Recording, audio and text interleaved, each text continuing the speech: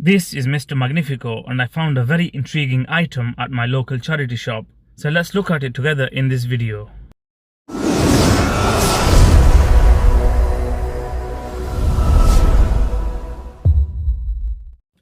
For just 50p, I grabbed this intriguing item packed with an array of bead LEDs and their accompanying PCBs, hinting at some serious potential. I thought to myself, these LEDs themselves and the PCBs would be worth the 50p. But taking a closer look, it appears that this looks like a rechargeable lamp. It has a nice sleek metal housing with a plastic cover over the LEDs, albeit slightly cracked, and has a slight rattle to it. The case is nicely put together with screws. There is also a charging indicator.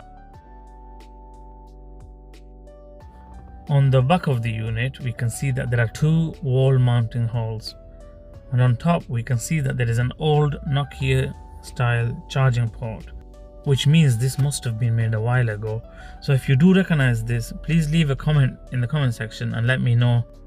To the opposite side of the charging port, we see a potentiometer, which means the light output must have been variable.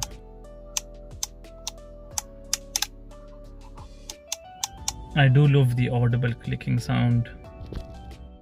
So let's crack it open and have a look under the hood.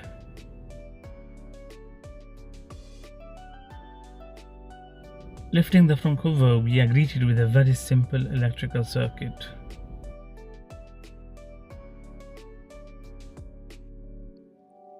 The charging indicator is connected directly to the charging port with the resistor in between for protection.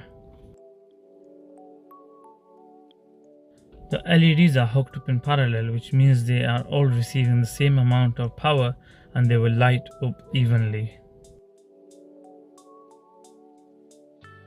It appears to be powered by this rechargeable battery.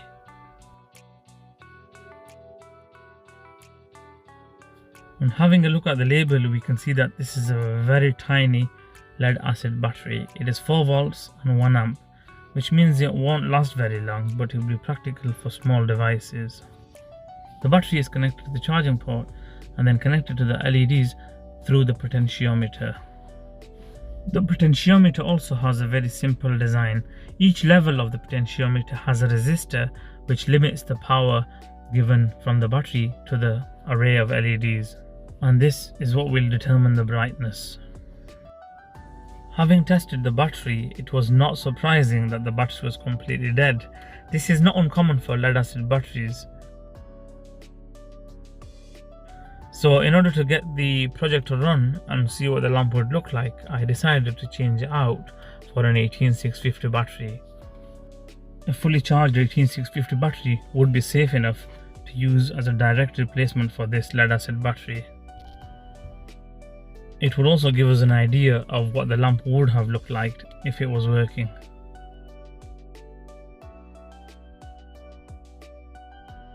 With the 18650 hooked up, the lamp began to work. Turning the potentiometer adjusted the LED brightness as expected.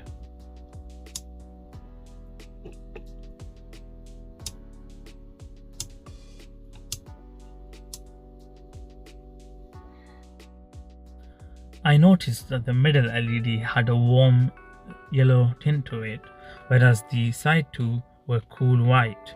I think they should all be the same, so I think this would be my starting point. And thus, to begin the repair and upgrade process, I started by dismantling the whole lamp, including the LED array.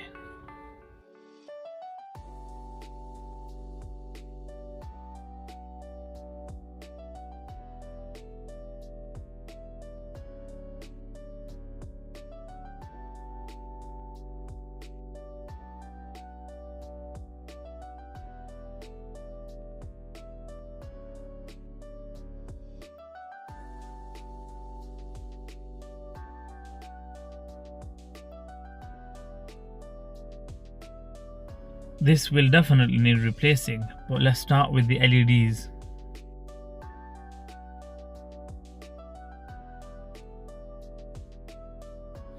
Luckily for me, I had some of these LEDs lying around and I believe they're exactly the same as the ones used in the project.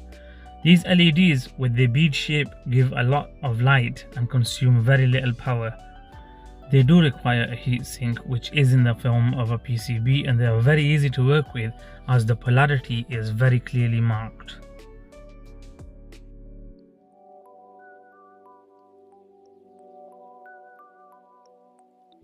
The first step, of course, is to desolder the PCB from the array of LEDs.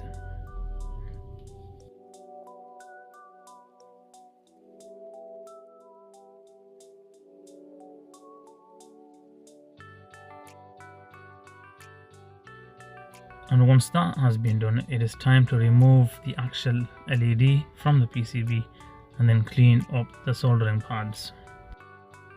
The next step was to apply some fresh solder to the PCB.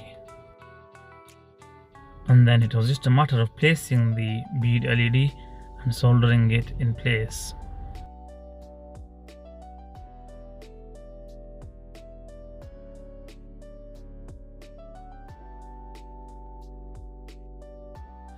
And the final step in this part of the process is to resolder the PCB back in place, paying attention to the polarity.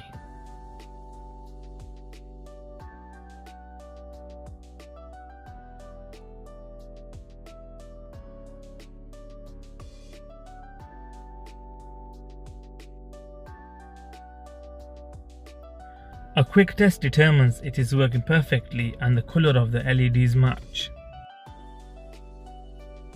To begin the upgrade process, I desoldered all the wires and removed all the components except for the potentiometer.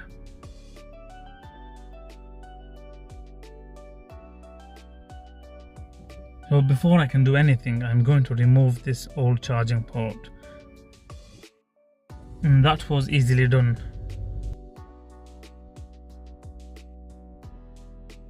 To repair the front glass, I am going to use a piece of acrylic. This piece was removed from a faulty HD TV. There are a number of reflectors and diffusers. The one I am interested in is this clear plastic. It is not much thicker than the one that was originally used for the lamp. This diffuser will also come in handy, but I will come back to this later. So to get the basic shape of the cover, I am going to use the reflector that the LEDs are mounted to. I am simply going to draw around this with a permanent marker and then cut it using a cutting tool.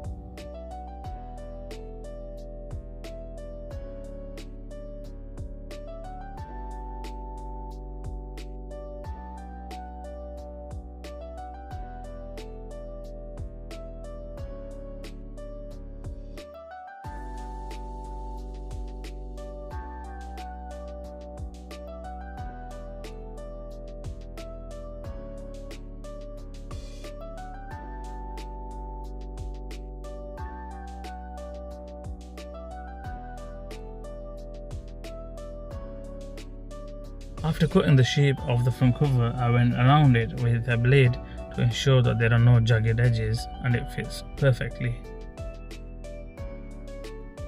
And then it was just a matter of placing it into the tabs. That worked well and it looks perfect, just as good if not better than the original. The next step in the restoration process is to address the charging port.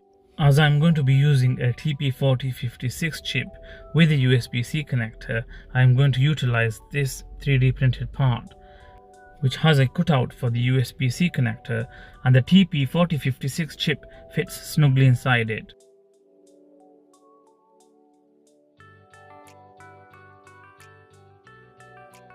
So in order for this to fit, I needed to make the hole bigger, so I started by drawing around the shape.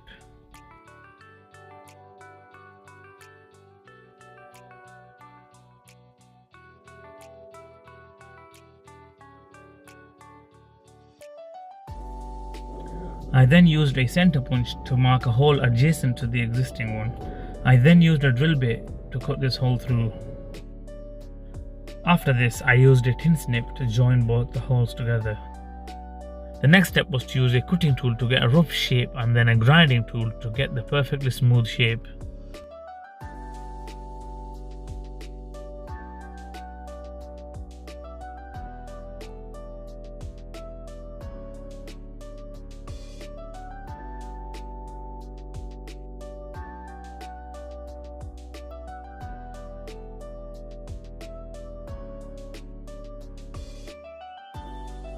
Much grinding later, the 3D printed part fits perfectly into the new slot.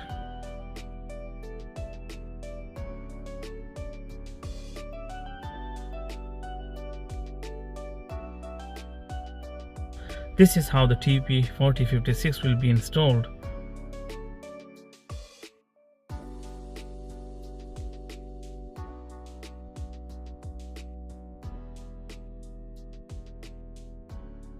The next step was to wire the TP4056 chip. This will help protect the battery from overcharging and discharging. It will also help power the lamp, and wiring it is very simple.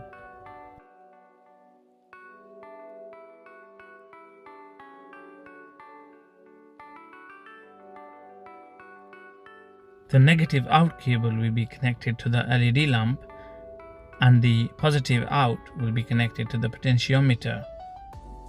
With the TP4056 chip wired and ready to go, the next step was to create the battery pack.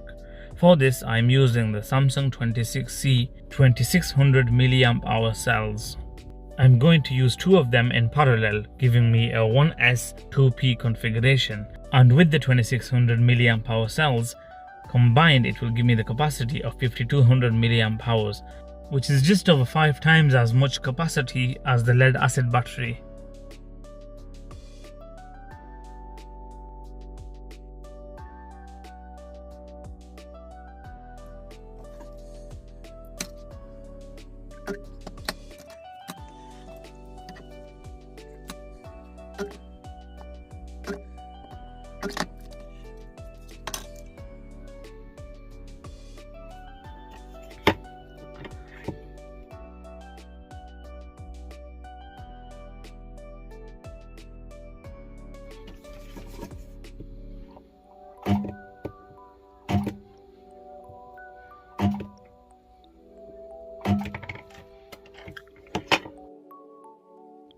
And with that, the battery pack is ready to be soldered.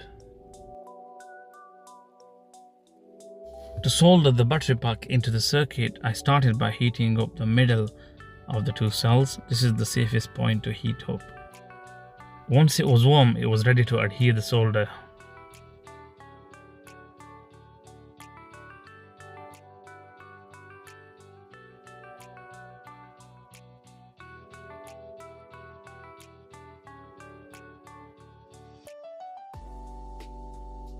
Now the battery pack was ready to be wired to the TP4056 circuit and join the rest of the components.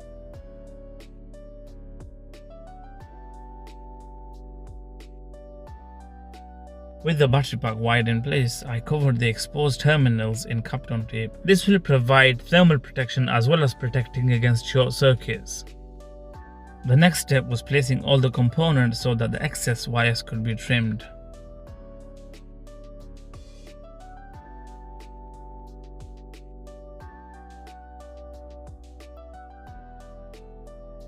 The positive cable from the TP4056 was connected to the potentiometer, and the negative cable from the LED chip was connected directly to the negative terminal of the TP4056 chip.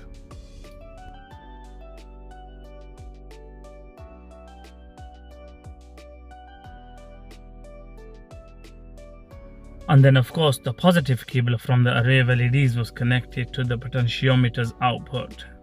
And as we can see, as soon as the cable is soldered on, the LEDs begin to illuminate. The next step was to put the front cover on, but before I could do that, I needed to make holes for the screws. I did this simply by using a soldering iron.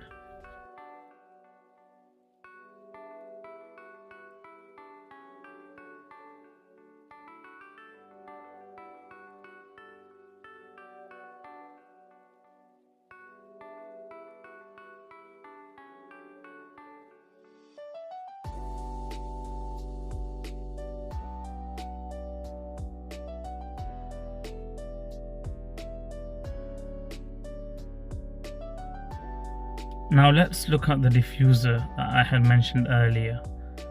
Adding a diffuser in front of the LEDs makes the glow of the LEDs a lot friendlier to the eye. It does not reduce the amount of light output, but rather it makes it anti-glare and makes it easier on the eye. So to get the shape of the diffuser, I simply cut out a rectangle from the large sheet of diffuser which I had taken from the faulty television.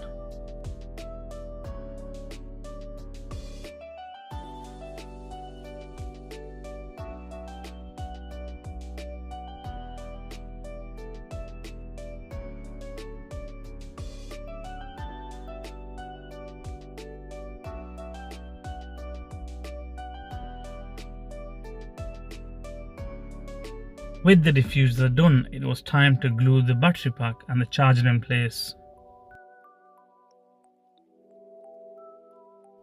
I used hot melt glue to ensure that everything was firmly in place, whilst having the ability to be removed should there be a need. The Kapton tape also helps protect against the heat from the hot glue.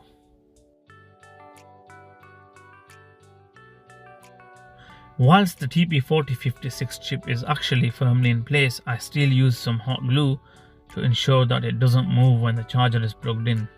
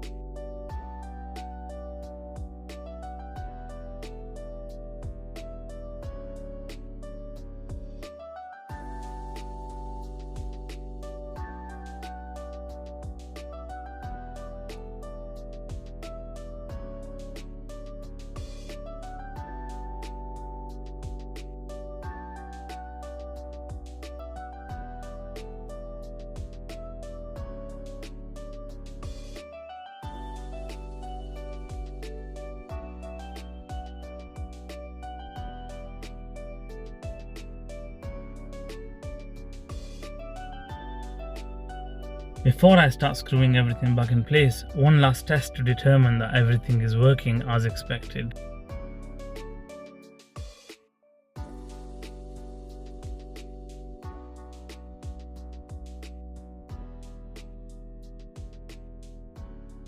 Once I was convinced that everything was working as expected, I decided to start screwing everything back together, starting with the front cover over the LED array, and then followed by the two side screws.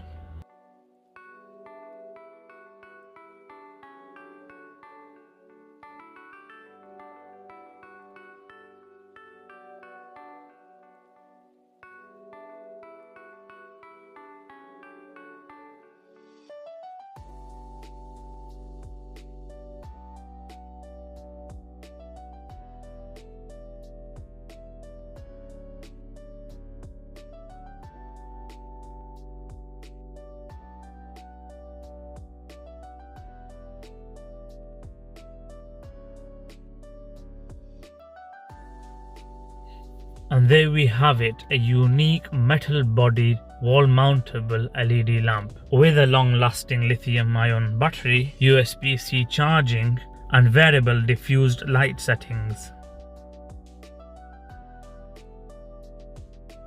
This lamp has countless use cases.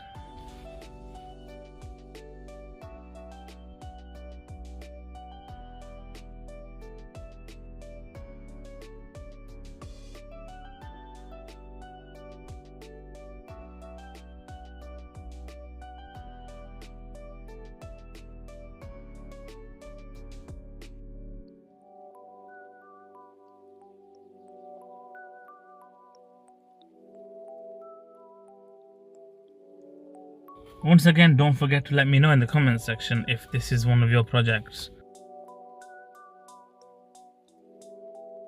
Don't forget, you can always give new life to old devices simply with a bit of tinkering. I hope you enjoyed the video and thank you for watching. Don't forget to share, like and subscribe.